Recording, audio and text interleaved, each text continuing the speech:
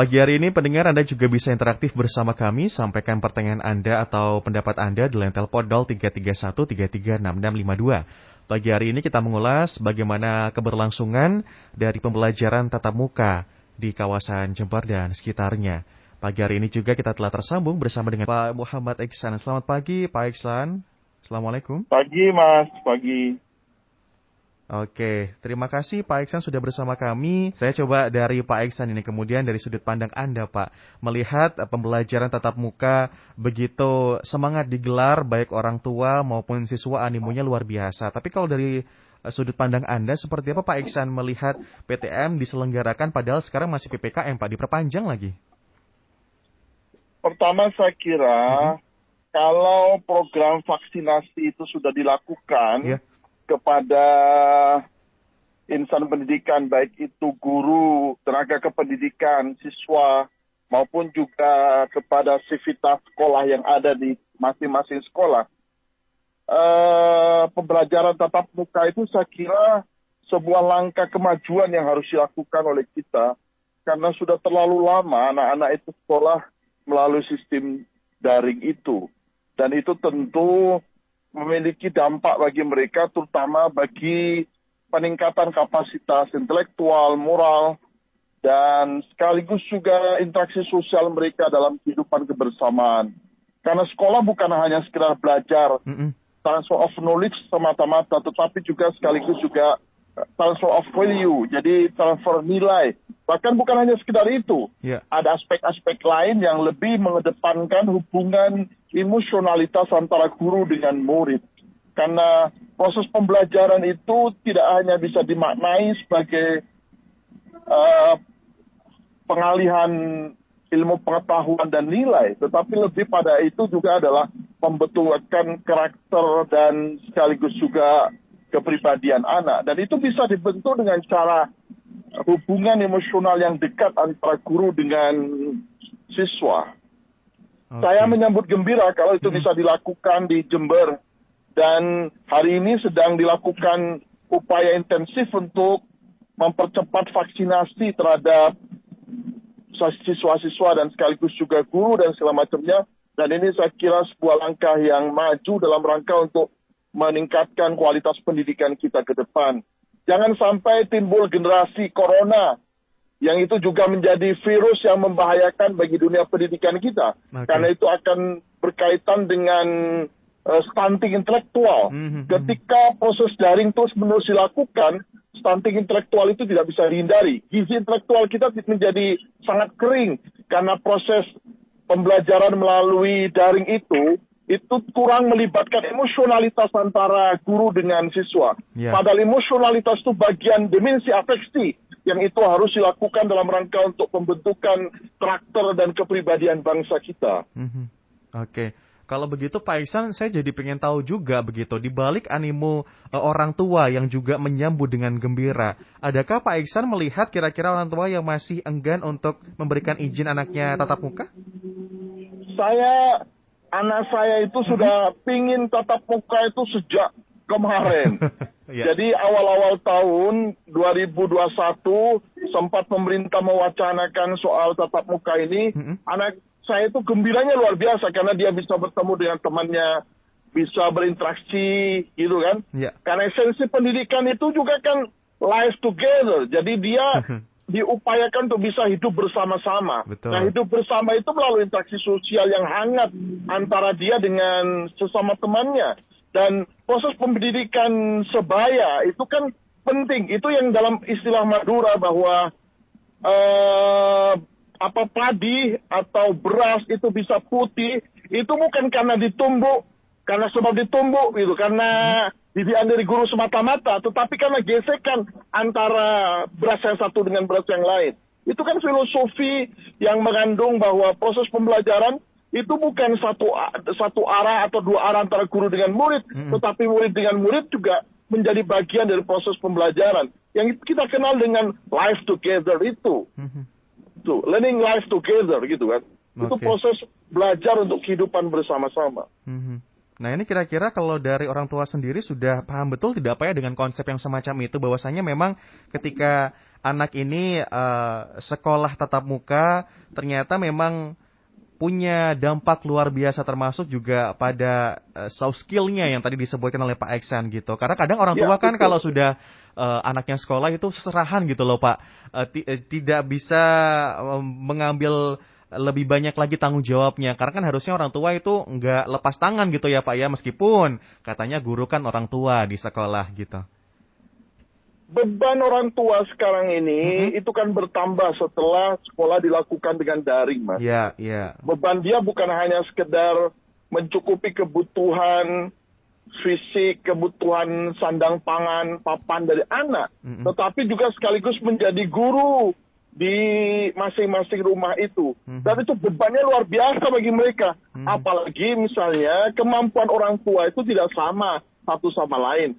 Memang guru itu, orang tua itu adalah guru yang pertama dan utama kita, terutama seorang ibu. Tetapi kemampuan intelektual, kualifikasi, profesionalitas yang bersangkutan, penguasaan terhadap materi dan teknologi antara orang tua yang satu dengan orang tua yang lain kan tidak sama.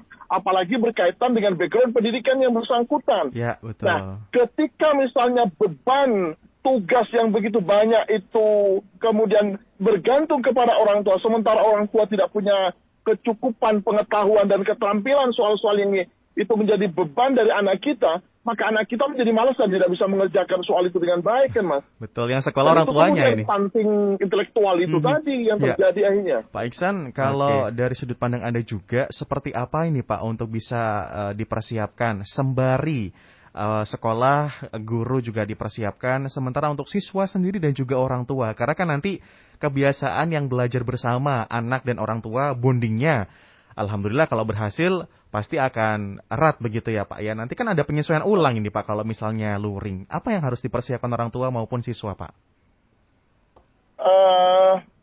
Saya kira persyaratan yang paling penting adalah itu tugas dari pemerintah membuat apa yang kita kenal dengan herd immunity atau kekebalan komunitas.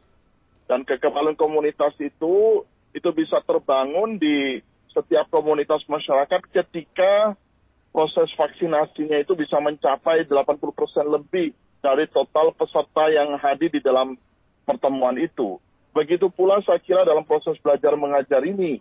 Jadi ketika di dalam satu kelas itu ada 50 orang misalnya, maka 80% di antara mereka itu harus sudah tervaksin. Dan ini sedang dilakukan oleh pemerintah dengan gencar. Begitu pula dengan guru, kemudian pegawai yang ada di sekolah, tenaga kependidikan, dan semua yang terlibat di dalam sekolah itu, semuanya harus lebih mengedepankan sekarang yang harus dilakukan adalah vaksinasi itu. Vaksinasi pertama, vaksinasi kedua, dan seterusnya. Itu dalam rangka untuk herd immunity, jadi kekebalan komunitas itu bisa terbangun. Karena dengan syarat itulah, saya kira kita bisa punya keyakinan bahwa proses belajar mengajar itu tidak menjadi klaster baru bagi infeksi virus corona ini. Jangan kemudian itu justru membahayakan bagi nyawa anak kita. Itu tentu setiap orang tua pasti akan menghindari kalau itu yang terjadi. Tetapi dengan protokol kesehatan yang sangat ketat, saya kira paling memungkinkan bisa dilakukan karena anak-anak bisa masih dibina. Apalagi proses ke depan ini pembelajarannya dilakukan secara bertahap. Tidak mungkin kemudian seperti sekolah seperti sebelumnya. Jadi mulai jam 7 sampai dengan jam 1 atau jam setengah 2 itu kan menjadi berat. Apalagi yang full day school misalnya, yang mulai pagi sampai sore. Itu tuh justru akan menjadi beban tersendiri karena anak sudah terbiasa dengan belajar yang leye-leye itu kan begitu di rumah. Penyesuaiannya ini Pak ya, yang nampaknya agak cukup berat gitu. Karena yang dikhawatirkan Pak, kira-kira bisa nggak ini siswa-siswanya kooperatif? Kalau tingkat SMA mungkin akan lebih mudah Pak diaturnya. Tapi sementara kalau tingkat SD, SMP kira-kira akankah bisa sekooperatif itu yang diharapkan sama pemerintah gitu? Saya kira itu harus ada komitmen bersama dari semua pihak, dari guru, kemudian pemerintah, siswa, dan sekaligus juga orang tua. Komitmen bersama untuk kembali kepada proses belajar mengajar yang dilakukan dengan normal seperti biasa. Tapi kita harus lihat bahwa di satu sisi di satu sisi proses belajar mengajar melalui daring ini dilakukan, tetapi di pesantren-pesantren di Jember banyak yang masih melakukan tatap muka seperti biasa. Dia melakukan ruling kan, dan di pesantren tidak ada pengaruh apapun sekarang. Kenapa? Karena mereka ini kan proses mobilisasi warga di pesantren itu tidaklah seperti di sekolah, karena mereka ini tinggal di satu kawasan, di satu kompleks gitu. Dan itu jauh lebih aman kan gitu. Saya baru saja kemarin dari Pondok Pesantren Miftahul Ulum Suren. Di Pondok Pesantren Miftahul Ulum Suren, sekolah yang jenjang formal, itu dilakukan tatap muka seperti biasa. Pak Iksan, yang menarik ini ternyata bukan hanya soal tadi yang perpindahan siswa yang orang tua menarik dokumen untuk memindahkan sengaja dari sektor sekolah yang formal ke informal begitu. Karena kan informal menarik tadi disampaikannya tatap mukanya sudah mulai dilakukan lama gitu. Tapi tidak hanya itu Pak, bahwasanya tren tentang putus sekolah Pak, ini juga ramai Pak ternyata. Semoga di Jember nggak ada ya Pak, tapi barangkali boleh nih Pak Iksan kasih komentar juga kenapa kok trennya juga meningkat ini Pak soal putus sekolah, entah dari faktor orang tua maupun juga siswa sendiri yang nggak sanggup Pak untuk sekolah daring gitu. Boleh komentarnya Pak Iksan, silakan. Putus sekolah, lama sekolah itu menjadi indikator dari kependidikan kita. Kalau itu sampai terjadi, tentu yang rugi adalah kita semua, karena indeks pembangunan sumber daya manusia kita akan jatuh ketika lama sekolah dan putus sekolah itu tinggi. Jadi kita ini, Jember ini kan lama sekolahnya masih sekitar 6 tahunan Mas. Jadi belum SMP sebetulnya rata-rata dari sumber daya manusia dari Kabupaten Jember ini. Dan itu masih rendah kategorinya. Begitu pula dengan putus sekolah. Ketika putus sekolah itu tinggi, otomatis itu akan berpengaruh bagi proses penghitungan kita terhadap indikator pendidikan manusia Jember, dan itu berpengaruh pada indeks pembangunan manusia. Human Development Index kita akan jatuh, padahal Human Development Index kita ini kan diinginkan agar masuk menengah ke atas, tidak menengah ke bawah. Nah kita ini sementara ini kan masih menengah ke bawah, sekitar 67 sekian lah nilainya. Kan kita ini pingin rata-ratanya di atas 70, yang itu artinya bahwa IPM kita meningkat. Padahal dari sisi infrastruktur pendidikan kita ini cukup hari ini. Semua fasilitas pendidikan baik itu yang dimiliki oleh pemerintah maupun swasta tersedia dengan baik. Dengan guru juga yang mencukupi, dengan sumber daya manusia guru yang lebih baik dari sisi kualitas pendidikan hari ini. Begitu pula dengan pemberian biaya pendidikan yang difasilitasi oleh program beasiswa maupun juga KIP misalnya, Kartu Indonesia Pintar dan segala macamnya. Itu semua kan dalam rangka bahwa pendidikan ini diberikan sebagai bagian tanggung jawab dari education for all. Jadi pendidikan bagi semua. Tidak boleh kemudian karena alasan pendidikan seorang anak putus sekolah. Begitu pula tidak boleh seorang anak karena alasan ketidakmampuan secara finansial tidak bisa melanjutkan sekolah ke jenjang yang lebih tinggi. Karena itu tugas dan tanggung jawab pemerintah yang disiapkan oleh pemerintah hari ini melalui pembiayaan pendidikan yang diberikan oleh pemerintah pusat, pemerintah provinsi maupun juga kabupaten. Pendidikan yang bersifat konkuren, yang itu menjadi beban bersama dari semua jenjang pemerintahan, itu yang berkeinginan agar IPM kita meningkat, karena IPM itu berkaitan dengan daya saing dan daya banding bangsa ini sesama anak bangsa maupun dengan bangsa lain di luar negeri. Karena esensi dari pembangunan manusia itu adalah ya lama sekolah dan sekaligus juga kita memutus mata rantai putus sekolah itu, Mas. Kalau itu yang terjadi, warning itu Mas, bahaya bagi kita itu. Sayang kita Pak, bisa jatuh tuh, Mas. Karena Jember juga pernikahan dini cukup tinggi nih Pak. Boleh komentarnya sedikit juga? Oh, pernikahan dini. Betul Pak, saya nggak bohong ini. Apalagi juga angka perceraian juga faktor yang paling banyak mendominasi tetap Pak pernikahan dini. Ya pernikahan dini inilah yang membuat juga faktor lama sekolah, akhirnya rendah, kemudian juga putus sekolah di mana-mana. Saya kira kalau soal pernikahan dini itu bisa dengan cara meningkatkan usia pernikahan, dan itu kan ditentukan berdasarkan Undang-Undang Nomor 1 Tahun 74 tentang pernikahan. Ada batas-batas usia minimal yang itu harus dipenuhi oleh seorang calon kemanten pria maupun juga perempuan. Yang bersangkutan boleh secara legal menikah di hadapan hukum dan pemerintahan. Dan itu kan sekarang diupayakan agar ada peningkatan usia. Itu dalam rangka untuk meningkatkan kematangan secara biologis dan psikologis dan intelektual dari calon orang tua kita. Karena itu berkaitan dengan pola pengasuhan dan pendidikan di dalam rumah tangga. Jadi ketika kita melihat pernikahan, jangan hanya lihat soal hubungan seksualitas, tetapi itu juga berkaitan dengan penyiapan generasi kita di masa depan. Dan Quran sudah mengingatkan itu semua. Baik. Kan begitu. Allah Subhanahu wa Ta'ala itu sudah mengingatkan kita untuk tidak meninggalkan generasi yang lemah.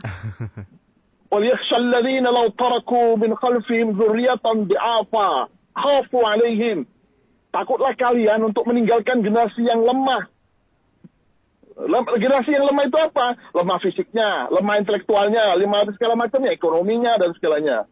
Dan itu hanya bisa dilakukan ketika terjadi proses pematangan dalam proses usia pernikahan kita.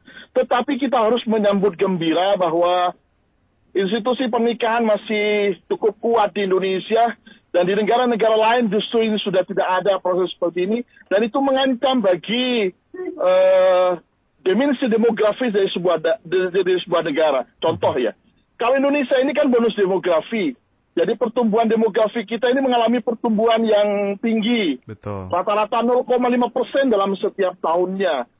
Nah, tetapi di luar negeri, seperti di Jepang misalnya, angka kelahiran dengan kematian itu sudah tidak seimbang. Lebih banyak angka kematian daripada kelahiran. Di Jepang itu setiap tahunnya tidak kurang dari 300.000 orang minus jumlah penduduknya. Jadi terjadi pengurangan, dan itu berbahaya. Selama masih ada yang menikah, bagus saya kira. Pematangan tetapi harus dilakukan. Oke, baik. Karena memang dimanapun hanyalah stigma pendidikan ini yang bagus, paradigma pendidikan ini yang mumpuni bisa merubah kultur masyarakat ya Pak Iksan, Ya, agar betul. bisa menggeser termasuk kultur Betul. pernikahan dini ini. Pak Iksan, monggo bisa disampaikan pula Pak harapan yang besar lagi untuk pembelajaran tatap muka utamanya di kawasan Jember begitu, agar bisa betul-betul didapatkan tadi yang nggak bisa didapat di daring tapi di luring bisa dieksekusi, bisa diambil begitu, termasuk juga untuk asas soft skill tadi. Monggo Pak Iksan. Saya berharap pemerintah untuk berpikir keras melakukan upaya percepatan vaksinasi, terutama bagi siswa dan tenaga kependidikan, itu semua dalam rangka untuk menyambut pembelajaran tatap muka ini. Betapapun metode pembelajaran tatap muka merupakan metode yang terbaik, yang lebih bisa menjamin bagi peningkatan kualitas sumber daya manusia kita di Kabupaten Jember. Dan ini bukan hanya sekedar soal kesiapan dia secara pribadi. Ini berkaitan juga dengan kemampuan kompetitif dari sebuah komunitas masyarakat dalam menghadapi daya saing dan daya banding kita di hadapan dunia digital hari ini. Cukup sudah, saya kira, proses pembelajaran daring ini, dan ini sudah memberikan new normal dari pembelajaran kita. Tetapi di balik itu semua, kita mesti juga harus memahami bahwa new normal berpendidikan hari ini mungkin terjadi pergeseran sedikit berbeda dengan sebelumnya karena kondisi pandemi COVID-19. Tapi yakinlah bahwa setiap zaman itu pasti ada tantangannya, setiap tantangan itu pasti ada zamannya, dan mereka hidup di zaman yang berbeda dengan zaman kita. Oleh karena itu Umar mengajarkan kepada kita bahwa siapkan anakmu bukan untuk zamanmu, tetapi siapkan anakmu untuk zaman anakmu itu. Dan itu saya kira pesan moral agar yang bersangkutan menyesuaikan diri dengan kondisi yang berbeda, yang secara dinamis mengalami perubahan dari waktu ke waktu. Oke, baik. Saya kira demikian, terima kasih. Luar biasa. Semoga juga pemerintah mendengarnya. Kita akan coba teruskan ke pihak terkait agar betul-betul bisa terrealisasi, termasuk juga suara-suara dari siswa maupun orang tua betul-betul bisa dilaksanakan seperti pembelajaran tatap muka dengan mengacu protokol kesehatan yang ketat. Terima kasih Pak Iksan kami di RRI pagi hari ini. Semoga di lain kesempatan kita bisa diskusi kembali ya Pak di lain waktu. Terima kasih Pak Iksan. Selamat pagi. Wassalamualaikum warahmatullahi wabarakatuh. Waalaikumsalam.